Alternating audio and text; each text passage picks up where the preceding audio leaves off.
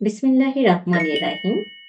সমস্ত প্রশংসা আল্লাহ তাআলার জন্য, যিনি আমাদের দেন চাওয়ার আগেই আর অনেক সময় বোঝার আগেও দুরুদ ও সালাম বর্ষিত হোক আমাদের প্রিয় নবী হযরত মুহাম্মদ সাল্লাল্লাহু আলাইহি ওয়াসাল্লামের উপর, যিনি অল্পে তুষ্ট থেকেও সবচেয়ে কৃতজ্ঞ ছিলেন।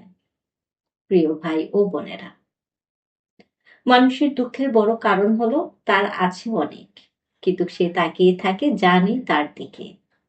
রমজান আমাদের শেখায় থেমে তাকাতে, শ্বাসের দিকে, জীবনের দিকে, আর প্রতিদিন পাওয়ার অগণিত নেয়ামতের দিকে।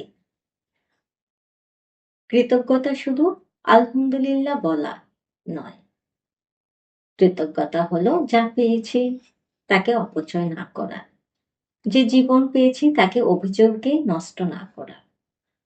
দিনানুর বলে, যে মানুষ সন্তুষ্ট তার দেহ হালকা থাকে, হৃদস্পন্দন শান্ত হয়, মন অস্থিরতা ভুলে যায়।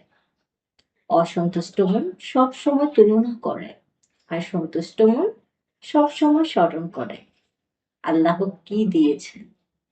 আজ নিজেকে প্রশ্ন করুন, আমি কি চাওয়া পূরণ না হলে কষ্ট পাই, নাকি পাওয়ার স্মরণ করে শান্ত হই?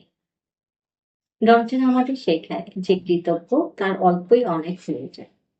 আজকে ছোট আমি, আজ রাতে ঘুমানোর আগে কাগজে মনে মনে লিখ, আজ আল্লাহ আমাকে কমপক্ষে 5টি নেয়ামত দিয়েছে।